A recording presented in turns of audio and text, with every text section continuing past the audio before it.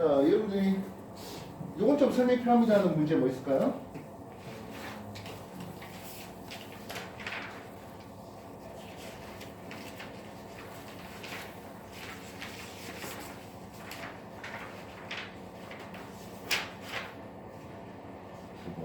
국어 문제요.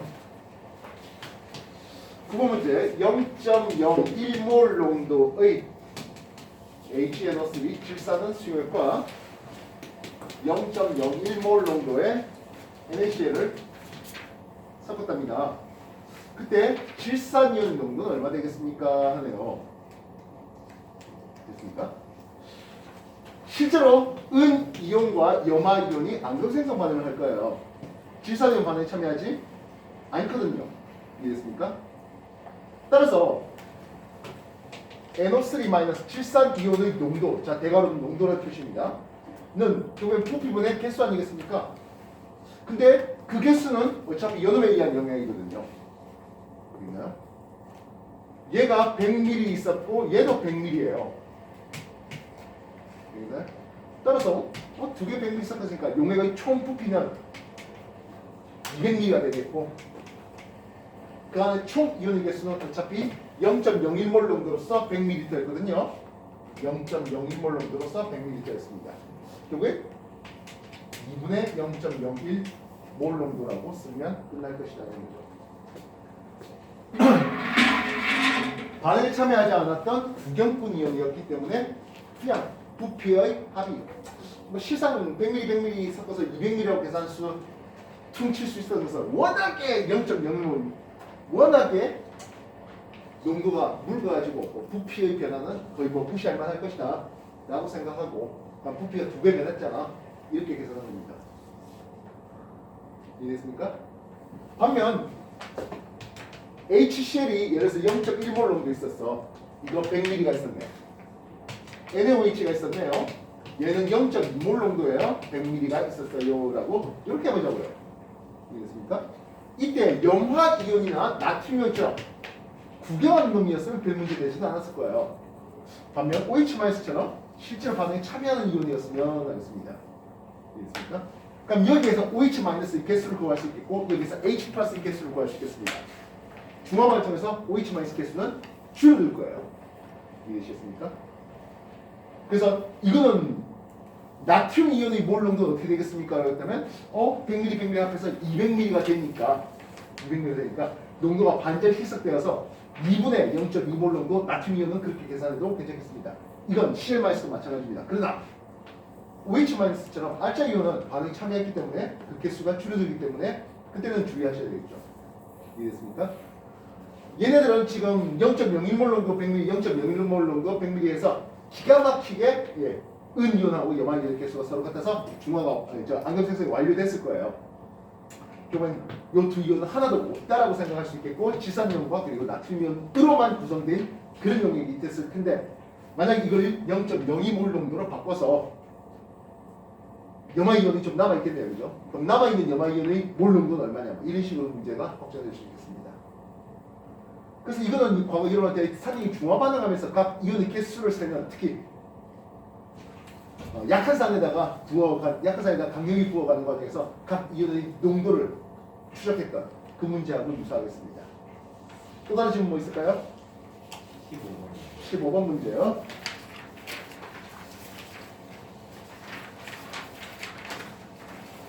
문제는 물이 1빵빵 있었습니다.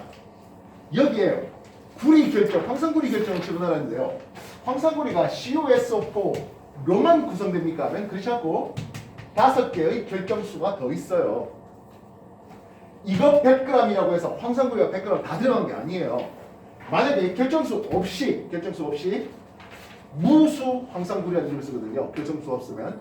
참고로 무수 황산구리는 색깔이 하얘요. 결정수가 있으면 색깔이 푸른색을 띠고 있습니다.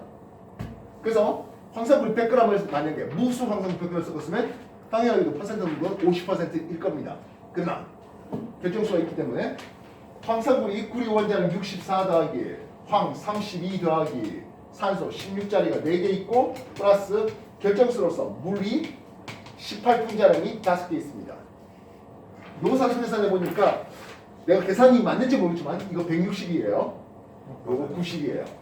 다시 말하면 전체 황산물이 250g이었다면은 160g의 실제 용질이 있었어요. 근데 100g을 준비해야 됐거든. 100g 속에는 얼마 있어? X가 되겠습니다. X는 64가 되겠고, 그래서 요렇게 섞어봤을 때 황산물 수용량의 퍼센트 농도, 퍼센트 농도 의미는 전체 용액의 질량이거든요. 전체 용액 질량은 물 100g에 결정 100g에서 합이 200g입니다. 그 안에 들어있는 실제 용질 질량은 64g이었기 때문에 곱하기 100해서 32%라고 계산했던 바입니다. 이해됐습니까? 쌤 나하고 구리 원자를 모르고 있었는데요 하면 할 수 없는 일이 되겠습니다. 여기는 따라주면 되거든요. 질문 없으십니까? 다시 앞쪽으로 돌아가겠습니다. 화학 양론적인 계산으로서 예제 11번 얘기가 있네요. 그죠? 결국에는 화학 반식을 우리가 완성을 하셔도 화학 반식을 직접 쓰세요 하는 내용의 문제예요.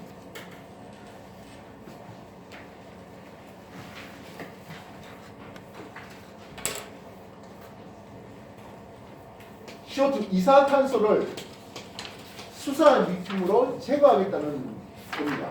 근데 말만 적어놨으니까 이거 화학식을 직접 쓸 수 있어야 되겠죠? 수산 리튬 두 개가 반응하면 Li2CO3 수산 리튬, 탄산 리튬 만들어지면서 H2O 물 만들어지는 뭐 이런 과정이 되겠죠. 그래서 수산 리튬 1kg으로서 이산화탄소가 얼마 제거될래야 하는 그런 비율입니다. 그럼 수산리튬 화학식량을 알아야 될 거 아니겠습니까? 수산리튬 화학식량 리튬은 원자량이 7이에요. 산소 16이고 수소 1짜리가 되겠습니다. 되겠습니까? 산소에서 얼마 나오죠? 24. 예. 수산리튬 24g이면 1몰 되고 이때 수산리튬으로서 이산화탄소는 0.5몰계의 CO2를 제거할 수 있습니다. 0.5몰의 CO2라면 이산화탄소 22g을 제거할 수 있습니다. 24g으로 22g을 제거하겠네요.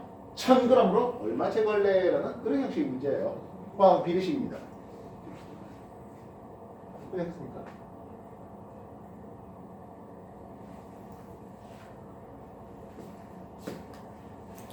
뭐 메테인의 연소 이건 뭐 너무나게 12번 같은 경우는 익숙하게 풀었던 문제일 것 같고요. 그죠? 마찬가지 13번에서도 뭐 필요한 물이 얼마입니까? 라고 했다면 화학 반식의 계수를 통해서 우리가 몇 대 몇으로 반응하는지 찾아내면 될 것이겠습니다. 오른쪽에 예제 14번의 얘기를 한번 보겠는데요. 이런 반응 한번 써봅시다.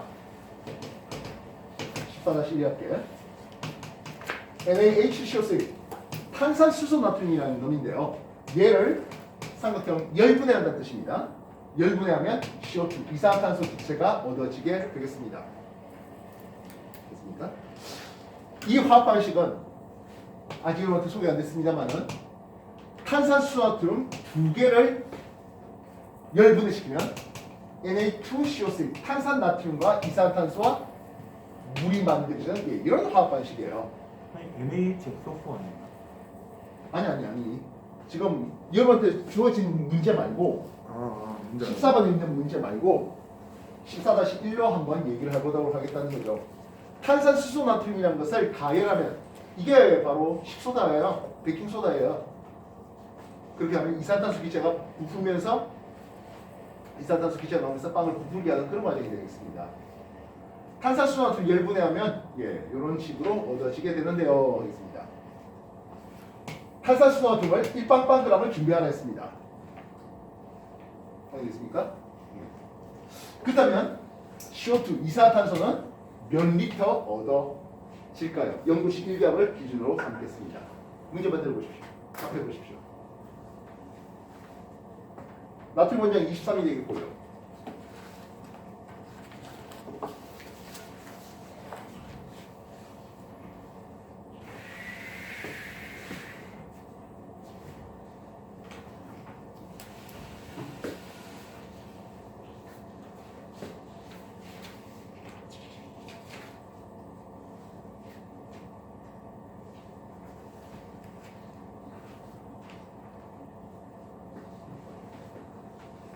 168분의 1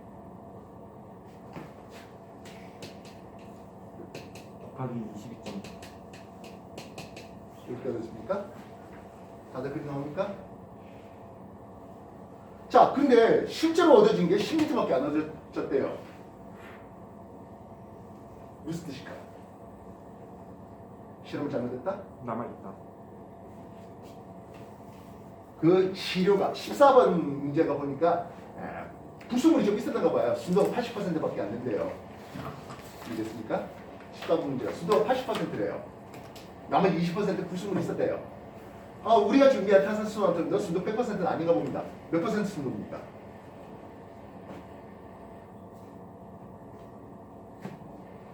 저거 곱하기 100%. 원래 100%였다면 요만큼 나왔을 겁니다. 그지? 12리터보다는 조금 많았겠네요. 그죠? 근데 10리터밖에 안 나왔답니다. 그럼 그 비율만큼 해주면 되겠죠. 순도가 100%였다면 요만큼 나왔을 텐데 이랬습니까? 순도가 X%라서 10m 나와요. 이래주면 되겠죠. 순도가 100%였다면 제대로 이만큼 나왔을 텐데 순도가 100%가 되지 못했기 때문에 10m만 나왔어요. 이해됐습니까? 여러분한테는 그냥 순도가 80%니까 라고 그다음에 처음 시료가 뭐 예를 들어서 200g이 준비됐다면 실제로 160g이 반응했어요. 이런 얘기의 질문을 역으로 해주는 겁니다. 이해됐습니까? 되셨나요? 네. 그 외에 15번부터 계속해서 24번까지는 뭐 농도 단위 환산의 문제였고요. 자, 용해도라는 이름인데요. 여러분 중학교 2학년인가? 3학년인가 그 정도쯤에 용해도를 배워본 적이 있죠. 일반적으로 X축 온도에 따른 Y축 용해도 값은 일반적으로 증가되는 경우들이 이제 대부분입니다. 반면 모든 기체 용해도는 내려가는 그림을 볼 수 있겠죠. 모든 기체. 반면 대부분의 고체나 액체 용해도는 온도가 올라갈수록 증가되는 것을 볼 수가 있겠습니다. 용해도는 특정 온도에서 물 100g 또는 용매 100g에 녹일 수 있는 용질의 최대 그람수, 이걸 용해도로 삼고 있습니다. 일반적으로 고체는 또는 액체는 압력의 영향은 거의 받지 않습니다. 근데 기체 용해도는 압력의 영향을 받는데요. 압력이 커지면 기체 용해도가 커지는 것을 볼 수 있습니다. 알겠습니까? 따라서 질량으로는 증가됩니다. 압력이 1기압 대비 2기압, 3기압, 4기압 되면 증가된 용해도는 2배, 3배, 4배 증가됩니다. 근데 말입니다. 꽤 재밌네요. PV equal nRT를 생각해 볼 때 질량이 2배 증가된다는 것은 몰수가 2배 증가되겠죠. 근데 압력이 2배 증가됐어요. 부피는 어떨까요? 같죠? 질량은 압력에 따른 용해도를 볼 때 질량 대비로는 증가됩니다. 이해됐습니까? 근데 부피 대비로는 어떻다? 변함없다는 거예요. 무슨 뜻이겠습니까? 그래서 문제되는 게 뭡니까 하면 잠수병이에요. 들어봤습니까? 네. 수심 깊은 곳에서 고압에 의해서 혈액 속의 질소가 빠져나와요. 훨씬 더 많이 녹아있는데 갑자기 부상하게 되면 합니다. 그만큼 못 녹으니까 기체가 튀어나오고 있죠. 근데 그게 폐 속에서 나왔어야 되는데 근육에 뇌에서 기포가 생성돼 버리면 그게 잠수병이 되는 거죠. 젊었을 때야 뭐 몇 번 견뎌낼 수 있겠지만 그게 누적되면은 나중에는 뭐 식은마비라든지 이런 것들이 올 수 있겠다는 겁니다.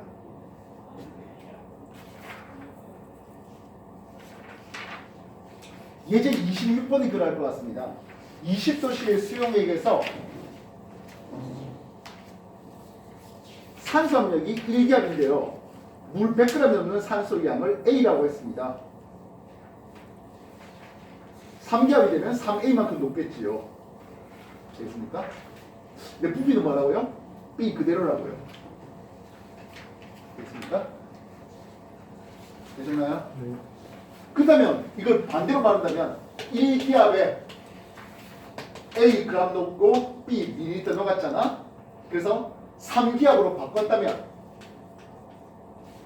3A 그램 넣고 B 밀리리터가 되어 있었겠죠. 이걸 다시 1기압으로 바꿨어요.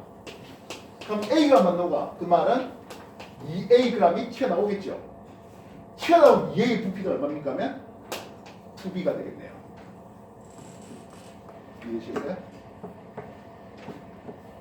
그런 내용으로서 27, 28 나와 있는 것 같습니다. 지금 몇십니까? 40분이. 40분? 그렇더라. 예제 25번 볼게요.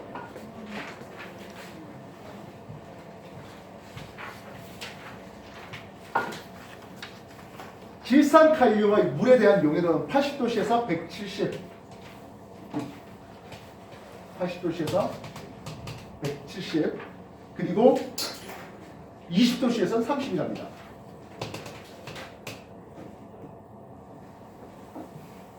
(80도씨의) 질산칼륨 포화성에 150g을 아니 그냥 50g을 20도씨로 식혀야 했습니다. 자주 말합니다만 용은 비례식이에요.